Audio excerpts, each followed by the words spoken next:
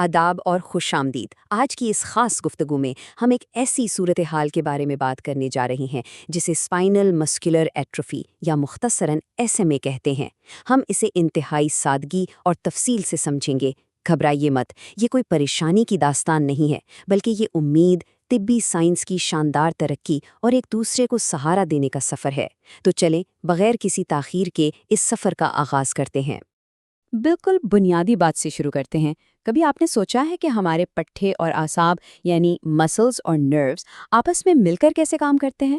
دیکھیے، ہمارے ریڑھ کی ہڈی میں جو اعصاب ہوتے ہیں نا، وہ بالکل ان پیغام رسانوں یا میسنجرز کی طرح کام کرتے ہیں جو ہمارے پٹھوں کو بتاتے ہیں کہ بھئی کب حرکت کرنی ہے، کب چھلانگ لگانی ہے اور کب کھیلنا ہے۔ یہ ایک بہت ہی خوبصورت اور حیرت انگیز رابطہ ہے جو ہمیں چلنے پھرنے کے قابل بناتا ہے۔ اب سوال یہ پیدا ہوتا ہے کہ SMA میں آخر ہوتا کیا ہے؟ اصل میں یہ ایک ایسی کیفیت ہے جہاں ہمارے یہ چست پیغام رساں تھوڑے کمزور یا تھک جاتے ہیں، اور ظاہر ہے جب یہ پیغام رساں تھک جائیں گے تو پٹھوں کو وہ سگنلز نہیں مل پائیں گے جن کی انہیں مضبوط رہنے کے لیے ضرورت ہوتی ہے۔ اس کے نتیجے میں پٹھے کمزور ہونے لگتے ہیں اور جسم کو اپنے روزمرہ کے کاموں کے لیے کچھ اضافی سہارے کی ضرورت پڑ جاتی ہے۔ تو آئیے دیکھتے ہیں کہ جسم کی اس پوری ہدایت گاہ یعنی انسٹرکشن مینول میں ایسا کیوں ہوتا ہے۔ خاص طور پر ہم دو بہت اہم جینز SMN1 اور SMN2 کو سمجھنے کی کوشش کرتے ہیں۔ آپ اسے کسی فیکٹری کی طرح سوچئے۔ SMN1 جین ہمارا مرکزی کارکن یا مین ورکر ہے۔ اس کا کام ایک خاص قسم کا پروٹین بنانا ہے جو ہمارے پٹھوں کو کنٹرول کرنے اور انہیں مضبوط رکھنے کے لیے بہت ضروری ہے۔ دوسری طرف ہمارے پاس SMN2 جین ہے۔ یہ سمجھ لیں کہ ایک مددگار یا بیک اپ کے طور پر کھڑا ہے جو ضرورت پڑنے پر اس مرکزی کارکن کا ہاتھ بٹانے کی پوری کوشش کرتا ہے۔ تو SMA کی صورتحال میں کیا ہوتا ہے؟ اس میں ہمارا جو مرکزی کارکن ہے نا، یعنی SMN1، یوں سمجھے کہ وہ چھٹی پر چلا گیا یا ٹھیک سے اپنا کام نہیں کر رہا۔ پیچھے رہ گیا ہمارا مددگار SMN2، وہ اکیلا آ گیا ہے اور کچھ پروٹین بنانے کی اپنی سی پوری کوشش کرتا ہے۔ لیکن بیچارہ اکیلا کافی نہیں ہوتا، اسے پٹھوں کو مکمل طور پر مضبوط رکھنے کے لیے کچھ اضافی طبی آلات اور مدد کی ضرورت پڑتی ہے۔ یہاں ایک ہندسہ یاد رکھنا بہت ضروری ہے۔ یہ جو ہمارا بیک اپ ہیلپر یا مددگار ہے، یہ قدرتی طور پر جسم کو درکار پروٹین کا صرف 5 سے 10% حصہ ہی بنا پاتا ہے۔ جی ہاں، صرف 5 سے 10%۔ یہی وہ خاص وجہ ہے کہ اس کیفیت میں شروع میں ہی میڈیکل سپورٹ فراہم کرنا اس قدر قیمتی اور اہم ہوتا ہے۔ اب سوال یہ ہے کہ والدین یا خاندان والوں کو اس بات کا پتہ کیسے چلتا ہے؟ آئیے ان علامات کی پہچان پر بات کرتے ہیں جو عموماً جسمانی نشوونما کے دوران محسوس کی جاتی ہیں۔ عام طور پر کچھ بہت ہی نرم سی علامات ظاہر ہوتی ہیں جن پر نظر رکھی جا سکتی ہے، جیسے بچے کے بازوؤں یا ٹانگوں میں ہلکی سی کمزوری محسوس ہونا، یا پھر اگر بچہ اکیلے بیٹھنے، کھڑے ہونے یا چلنے جیسے سنگ میل عبور کرنے میں اپنے ہم عمروں سے تھوڑا زیادہ وقت لے رہا ہو۔ دیکھیے، پریشان ہونے کی ضرورت نہیں، یہ تو بس جسم کا اپنی مدد آپ مانگنے کا ایک طریقہ ہے۔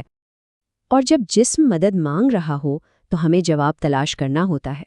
تو چلیے دیکھتے ہیں کہ اس حالت کی تشخیص آخر کیسے ہوتی ہے۔ تشخیص تک پہنچنے کا یہ عمل بالکل محفوظ اور آسان ہے۔ شروعات انہی چھوٹی چھوٹی علامات کو محسوس کرنے سے ہوتی ہے۔ پھر آپ ایک بچوں کے ماہر ڈاکٹر یعنی پیڈیاٹرک اسپیشلسٹ کے پاس جاتے ہیں، اور وہ کیا کرتے ہیں؟ بس ایک نہایت سادہ سا جینیاتی بلڈ ٹیسٹ۔ یہ ٹیسٹ سیدھا جا کر ان SMN1 اور SMN2 کی ہدایات کا جائزہ لیتا ہے۔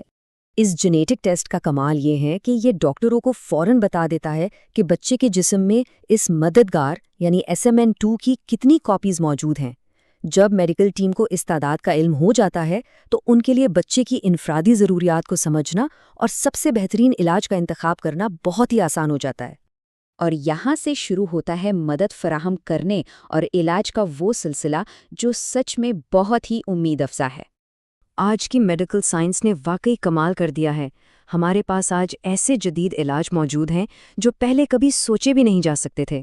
کچھ دوائیں تو ایسی ہیں جو اس مددگار SMN2 کی مدد کرتی ہیں تاکہ وہ زیادہ سے زیادہ پروٹین بنا سکیں، اور کچھ دوسرے حیرت انگیز علاج تو جسم کو براہ راست SMN1 کی بالکل نئی ہدایات فراہم کرتے ہیں۔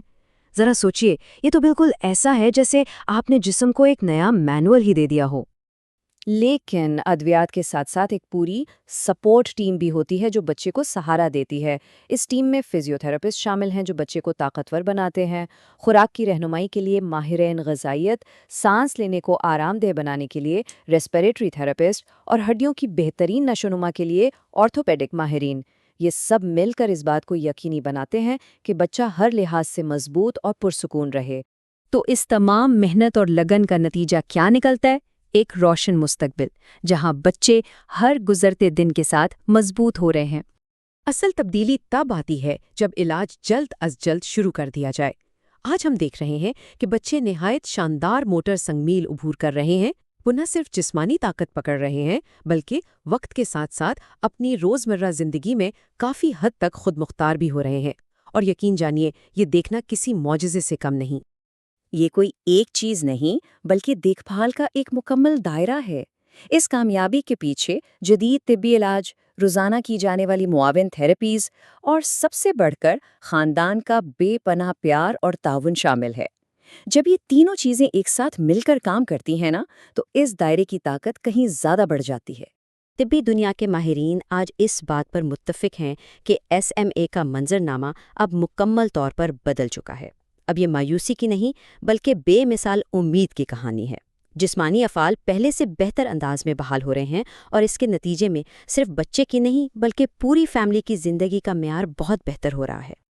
اور جاتے جاتے ہم آپ کو ایک بہت ہی مثبت اور فکر انگیز سوال کے ساتھ چھوڑے جاتے ہیں۔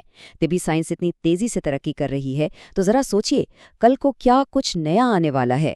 SMA کے ساتھ بڑے ہونے والے بچوں کی اگلی نسل کون سی نئی اور شاندار منزلیں طے کرے گی؟ بس یہ یاد رکھیے کہ آپ اس سفر میں اکیلے نہیں ہیں، بلکہ آپ ایک ایسی شاندار کمیونٹی کا حصہ ہیں جہاں آنے والا کل یقیناً آج سے کہیں زیادہ روشن ہے۔ اس معلوماتی گفتگو کا حصہ بننے کے لیے آپ سب کا بہت شکریہ۔